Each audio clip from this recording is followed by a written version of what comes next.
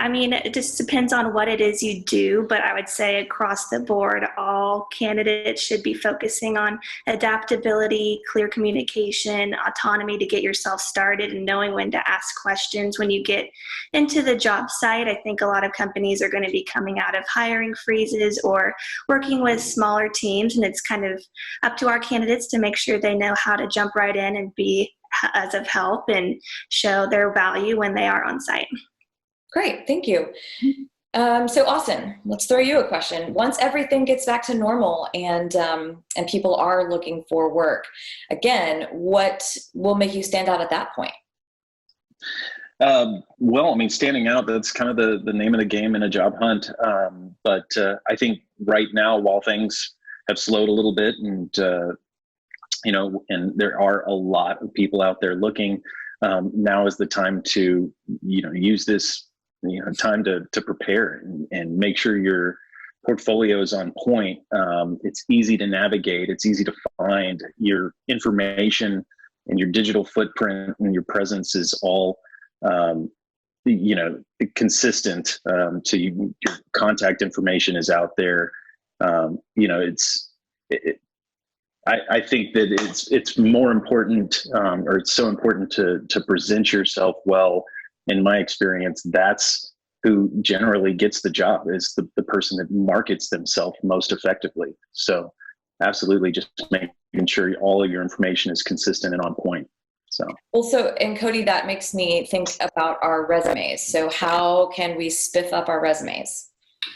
Yeah, to Austin's point, I mean, it's a great segue. How do you effectively market yourself and present yourself? And I mean, that's been an ongoing question even before the situation we're in now, is how do we best present ourselves and display how we're qualified for jobs. And I think with a resume, one of the most important places to start is how can a decision maker, whether it's an HR representative, a corporate recruiter, or even a hiring manager, how can they quickly see why you're qualified for a job? I think leading with keywords that highlight your core skills is the best way to start. So, for example, if you're a UX designer, you lead with just keywords, prototyping, UX design, wireframing, and then maybe lead into technical proficiencies like the tools you use on a daily basis, for example, Sketch, InVision, XD, Figma, whatever you're using there.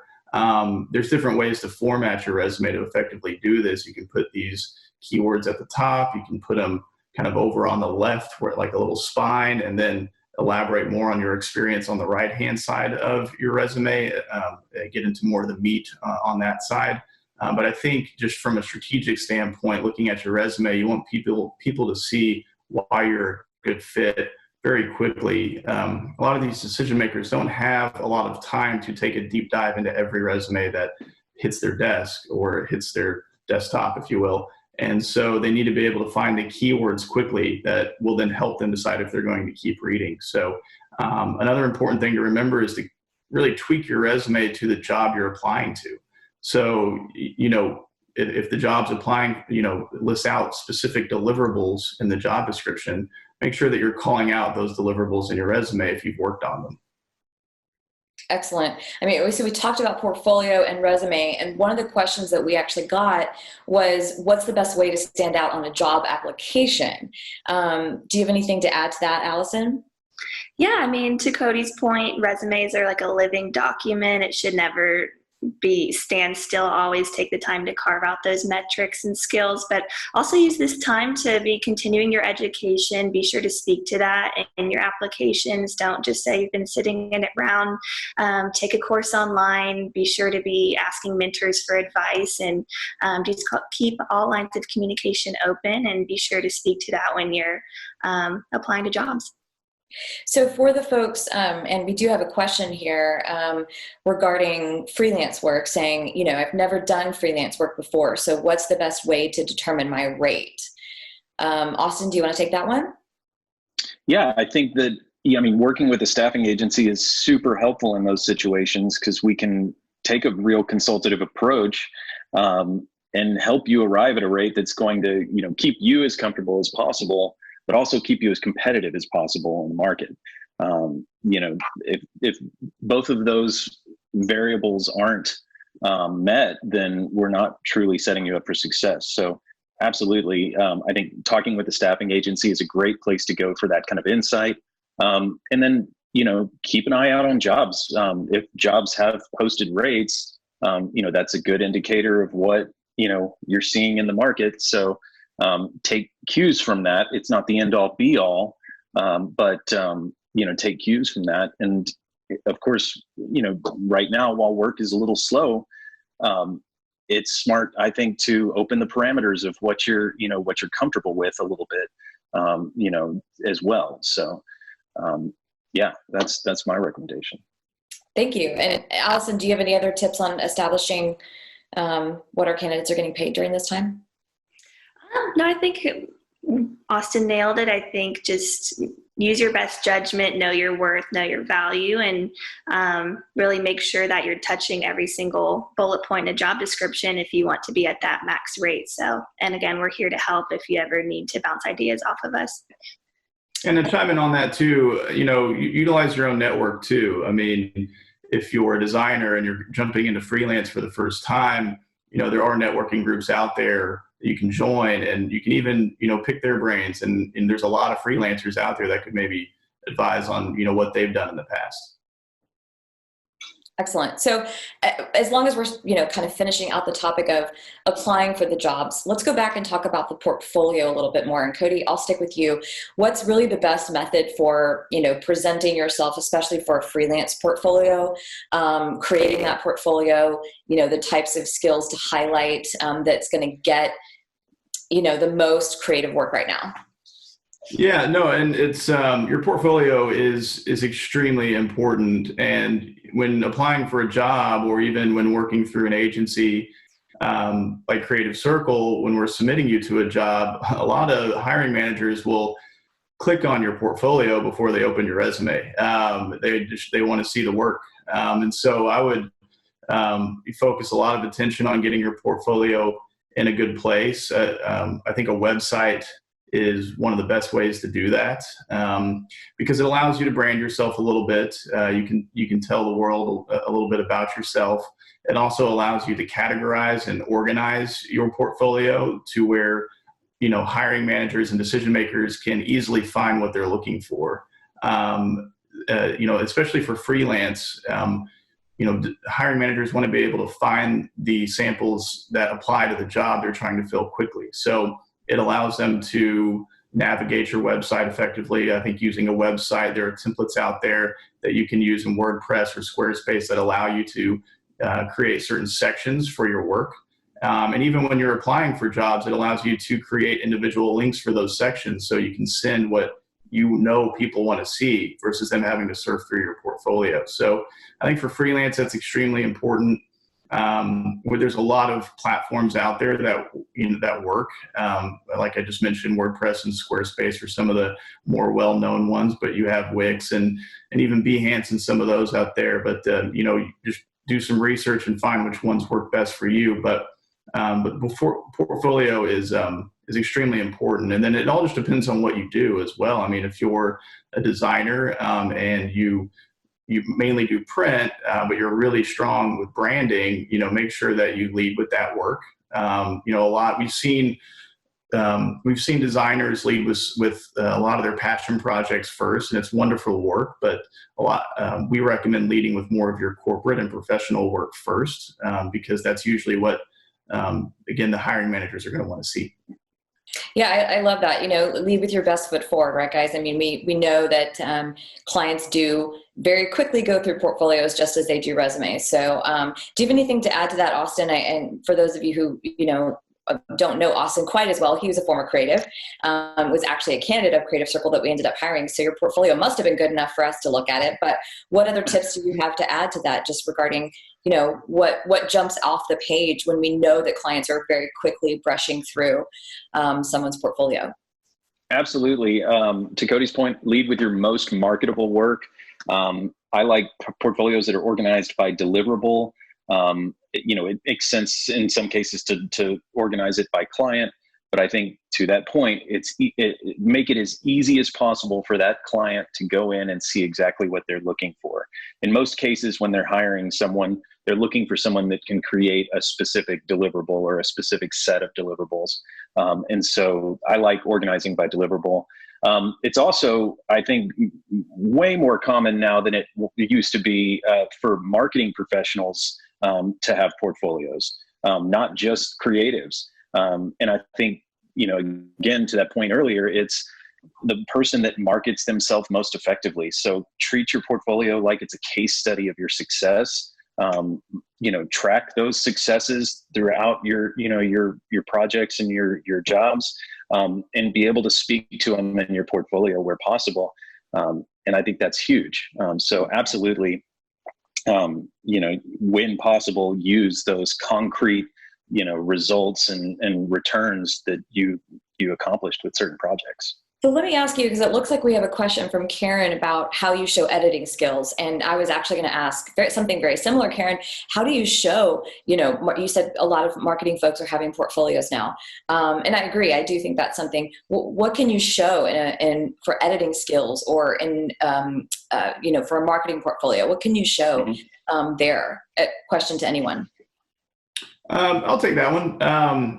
From an editing standpoint, and a portfolio, isn't typically required, but to Austin's point, even with marketing, I think it can help provide a nice visual aid to back up your experience in your portfolio. So like from a marketing standpoint, you'll see in a marketing portfolio campaigns and case studies about, a project that they worked on. With editing, we've seen samples where literally showing, and I assume we're talking about copy editing, but with copy editing, literally showing the red lines, sending a PDF or a Word doc of the red lines. And, if the content that you edited was proprietary or under NDA, then you can't do that. But some people will scrub the content too and really just show that they know how to utilize that editing tool within Acrobat or Word, which seems to be the most common tools to use. So that's really been the best way we've seen people showcase their work. Okay. What about video editors? Same thing, your reel. And within your reel, you may have different disciplines. So you may have editing, you may have camera operation or, script writing or retouching or whatever. During the editing section, just make sure you label each section of that reel. You can put like a little lower third saying these are the projects you edited, or just create a separate editing reel altogether. That's probably the most effective way we've seen it done as well, so people know what your role was on that project. Great, thank you. So Austin, I'm going to throw it back to you because we were talking about the fact that you were a creative before, and Whitney had asked a question earlier saying she'd never done freelance before, and that's a huge question that we have right now and in the times of COVID. Having never freelanced before, does that put me as a candidate in a weaker position versus those who have already been down that road? Talk to us a little bit more about that. I don't think so at all. I think that even before COVID, we were seeing the economy move in a gig, freelance direction. And so I think if anything, it gives you the opportunity to work with, a number of different clients and get experience in a number of different environments on a number of different projects and show your versatility and ability to, transition and acclimate quickly. Full-time is always going to be around. That's always going to be a thing. But I absolutely think, especially in the face of COVID and where we are now, working freelance and working remote freelance is going to be essential to our economy. Yeah, it'll be interesting to see, so many of our clients are pivoting their own model. I mean, even Creative Circle is all working offsite now. So, Allison, is it a good time to really pivot a job search to looking for something that's permanently work from home? I would say if that is how you best operate, absolutely. I would focus on keeping your options open more than anything. Doing good work for the right company is probably like my biggest focus, and then the work environment would be a secondary thing. But if that's how you operate, absolutely, now more than ever with Dallas being stay in place. But I do make sure that the job you're applying to is in fact the right one. And then if it is offsite, wonderful. But if it's on-site after this passes, definitely keep your options open too. Okay. Any other skill sets, Cody, that you think would be crucial to have during these turbulent and, unknown times? Yes. So, obviously the ability to work remotely continues to pop up. Being in the creative community, there are a lot of skill sets where you can do that. Obviously design, especially interactive design, has been obviously huge for a very long time and will continue to get bigger as we work remotely. Companies need people who can produce these digital tools that we use now so frequently. So UX designers, UI designers, those are going to be a big deal.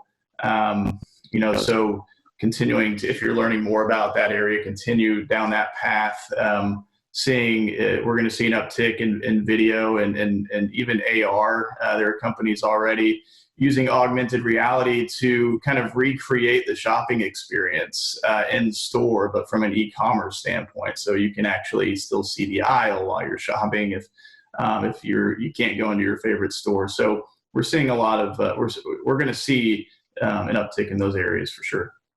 Good. So, and guys, keep your questions coming. Thank you so much for, participating in this. And I've got, several more still to go. So we're going to keep plugging ahead, but please feel free to keep participating with us. Let's stay on the topic of skills. Allison, one of the questions that we did receive was, what are the best places to cheaply or for free amp up the tools and the sectors that you may not be as strong in, that maybe are in high demand right now? Absolutely. No, this is super exciting. I mean, there's so many deals going on right now. I think I shared like 2 weeks ago on my LinkedIn page that Adobe Creative Cloud was waiving membership fees for about 2 months. I don't know if it just depends on the industry you're in. I would say lynda.com. It's through LinkedIn. They have so many sectors of just courses you can take to brush up on those skills. So whatever you might be, go ahead and at least go on their homepage and check it out. But there's always Google Analytics, Google AdWords, Excel courses. So there's tons of things out there, and there's so many opportunities and deals going on right now that it's at least worth searching and taking a look.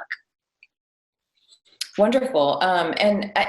We absolutely encourage you guys to continue to follow up with your own networks and have each other teach yourselves, what are you learning? What do you know? Perhaps you have skills that you're strong in that you can share with other peers and vice versa.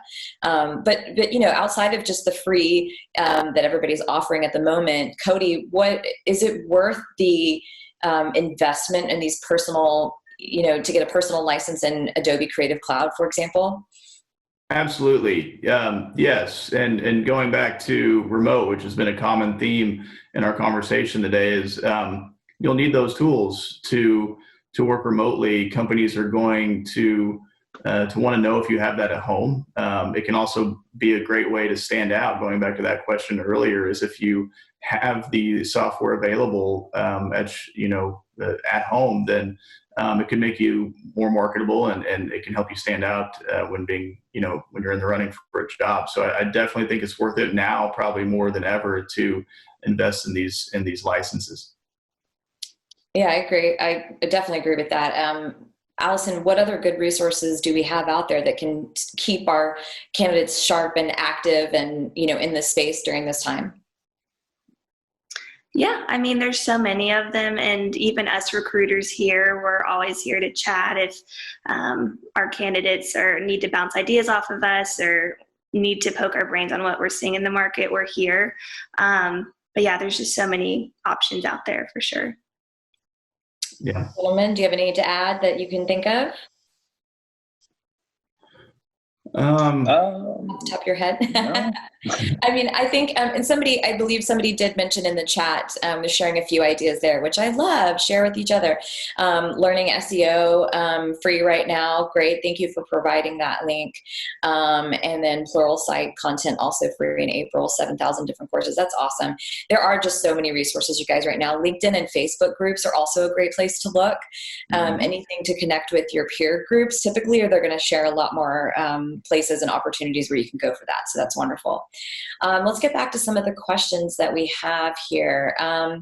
Cody, what new opportunities can we really expect to be emerging right now in a digitally connected world? Yeah, no, that's a great question. It kind of goes, off the skills, new skills question we answered earlier, and AR, new technologies that are really going to enhance, the e-commerce experience, and so I think you're going to see a lot of new jobs in e-commerce, and e-commerce isn't new by any means, but you're going to see a huge focus on that. So. And there's a lot of skills that fall underneath that umbrella when it comes to content creation, of course, SEO, which I think was just mentioned in the chat. So, learning more about SEO, getting certified in the with the appropriate tools there. But you also have video production. You still need to create the digital formats. You need to create websites. There's always new digital products that need to be created. So you're still going to need product managers and product designers and UX designers.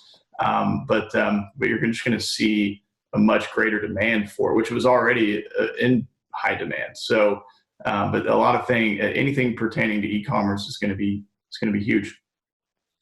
Yeah, I think that's a valid point, and we're getting even more ideas here in the chat, which I love. Thank you all so much for participating, because now is the time to really, sharpen those skills and maybe learn some new skills and get ready to put yourselves back out there. So let me do a time check here. It's about 9:30, I guess, our time. So we've got some time to hit a couple questions still. Cody, one of the questions that came in, we'll just stick with you for a minute here, was what is the most common mistake that freelancers or contractors make while applying for jobs or searching for jobs? Yeah, no, that's a great question as well. And I don't know about a common mistake. What I can speak to is what we see that works for the people who get the jobs, what they're doing to separate themselves. And it goes back to our prior conversation, is I think, the people, the candidates applicants who don't get the interview or even don't get the job, a lot of it comes down to the samples. I think when applying for a job, it goes back to presenting yourself and including the right samples, and then your tweaked resume. So you don't have to overhaul your resume every time you apply for a job. Now, obviously, you can't do that, especially when you're applying for as many jobs as a lot of people are right now. So, but you want to make sure that you're customizing your resume, so you're explaining why you're a good fit for that job, and then include your portfolio if you have one, and if you come from a background, a creative skill set that where a portfolio would benefit you, definitely include it. And better yet, link to specific samples that pertain to that job. I think the people who have the most success are the people who do that.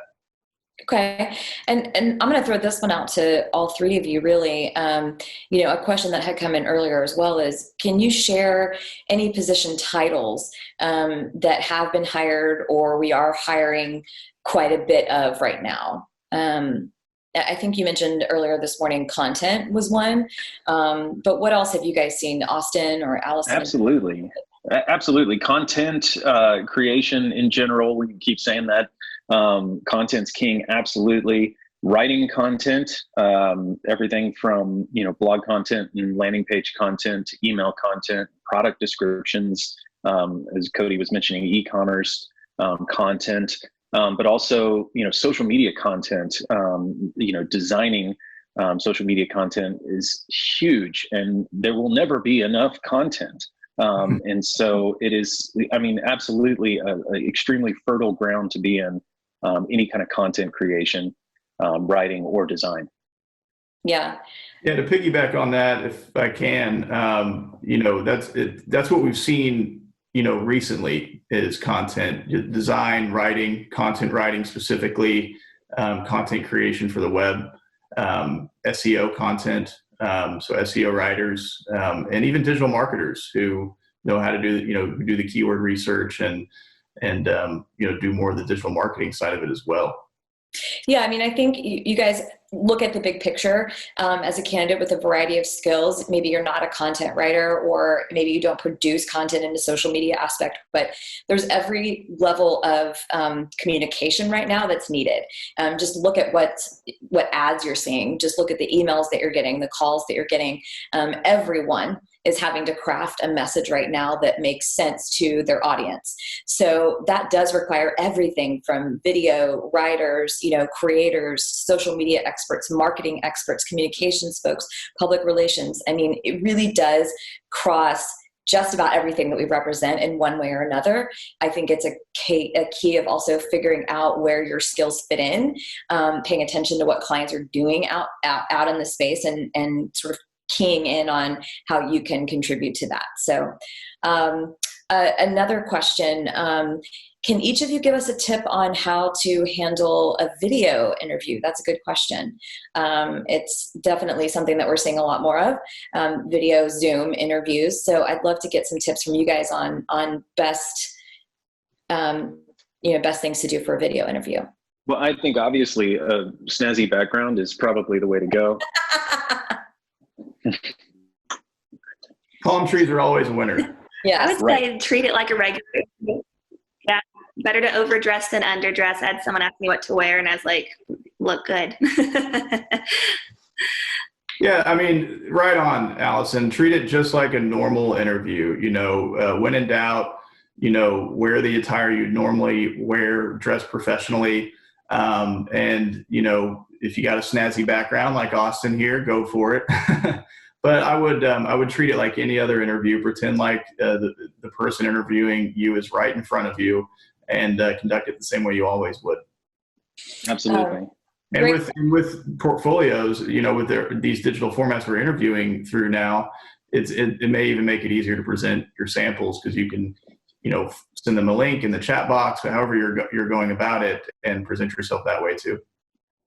I love that. And as a reminder, and something you kind of touched on a minute ago too, Cody, is if you are able to present your portfolio in that way, you can lead the conversation without the client just flipping through what they want. Really guide the conversation to the most applicable examples and start there. One of the questions that came through from Karen was, do you look at the screen or do you look at the camera? I'm doing both today. So Karen, which do you prefer? Kind of like the GIF question. Which one do you do? I look at the screen. Anybody else? I think it varies. I think looking at the camera, at least on occasion, is more personal. But if you have two screens, I think, even what I did earlier, just to let you guys know I have two screens, helps, because then they don't think that you're looking off, but always looking at the camera, I think, is going to make the conversation more personal. Let's see what other questions we've got here, and keep your questions coming in the chat as well, guys, just in case we're not hitting any that you have. Let's see. So there's been a lot of questions about, how to address if you are furloughed with potential employees, getting them to give you a chance for a job, knowing that you're furloughed and you have a job and might leave. Allison, do you have any advice on how to address that with potential employers? Yeah, I mean, I think given the question, it sounds like giving you a genuine chance. It's not something to be ashamed of. Everyone's been affected by this in some way, shape, or form. I would be transparent about it and just focus on the value we're bringing to the company prior to being furloughed and how you can leverage that in your new position. But everyone's seeing it. It's understandable. I wouldn't look at it as a negative. Yeah, and to add on that, Allison, I think it's what did you do when you had the time? I mean, when you are furloughed or laid off, or what have you? Did you use that time to skill up on specific tools and and skill sets? So absolutely, that can be a fill-in. Do you guys feel like there's an element too of this person's a hustler, right? They're out there, they're trying to get work. They can, yeah. Absolutely. Okay. What's the best way to communicate results if you are a freelancer or a contractor? Austin, we'll stick with you. Yeah, well, I think it's, going back to, what we said earlier about tracking your successes throughout your career, and just keeping it in the back of your mind, okay, I'm going to take note of this, or, put this in my folder of, of returns and success stories. And then being able to show those, like I said, I think it's to have a visual representation, a portfolio or a case study of your successes, I think is going to be the norm, regardless of skill set. I think it's how can you market, effectively, what you've done in the past. Visually, I think is the best way to do that. So, yeah. Mm-hmm. Yeah. I mean, for example, I've seen a digital marketing portfolio or case study where it showed the analytics. It showed how the campaign, what it produced. So if you're able to, I would show the numbers.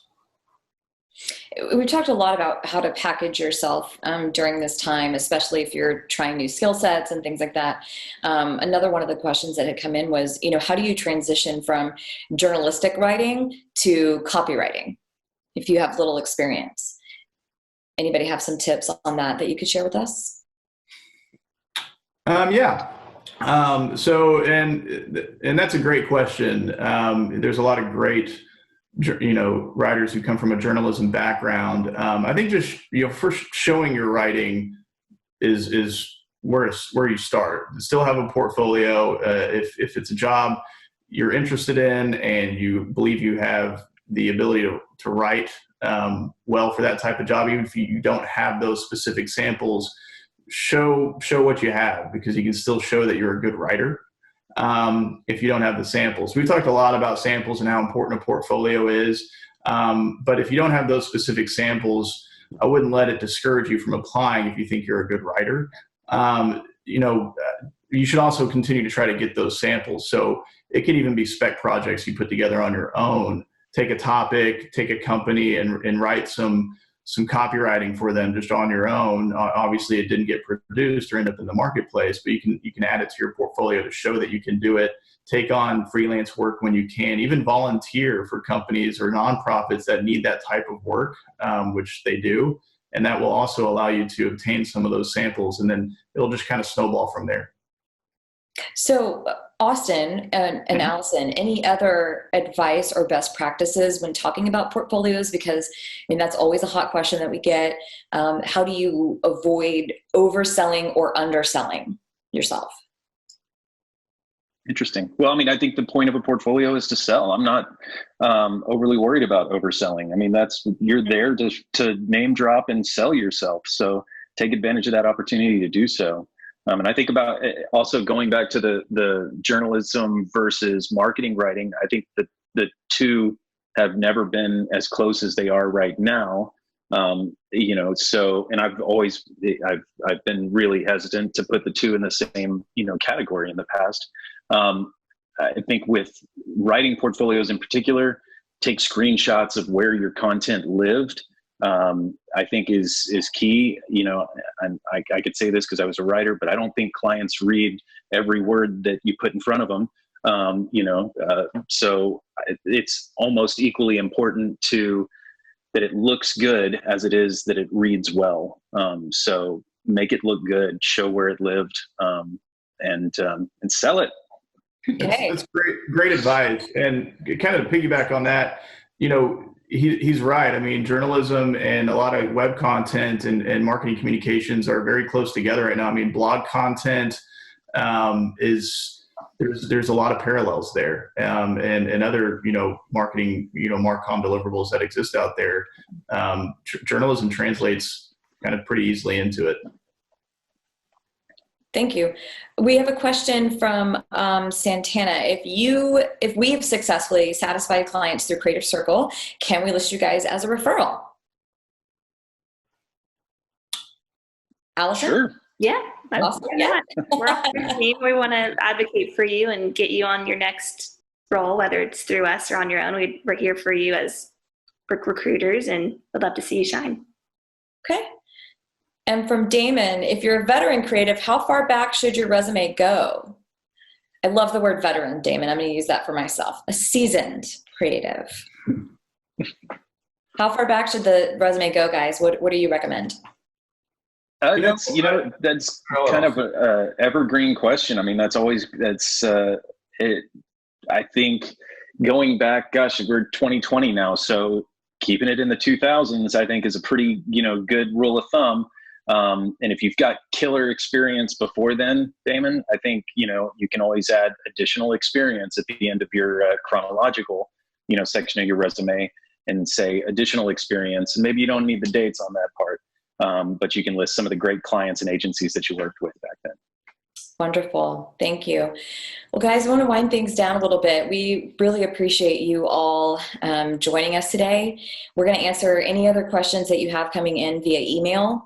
Panelists, thank you for your time and joining us this morning and getting dressed. Again, major thing these days. We have some resources available for you guys. We're going to put up on the screen here momentarily. If you want to take a screenshot of that, I think it would be a great idea. There's some great links in there, some places for you to go. Our blog has a lot of great resources for our candidates, just information to continue providing you guys with the resources that you need this time. Also, thank you to Creative Mornings for having us. We really love having this conversation. We want to be a resource for our candidates as much as we can right now, and their friends and their family and everyone else. So more information on our health and safety page as well regarding COVID-19, anything that you need to know about that. Of course, we are always here for you in Dallas. And thank you guys so much for joining us today. We really appreciate your time. Stay safe, everyone. Thank you. Thank you. You. Take care.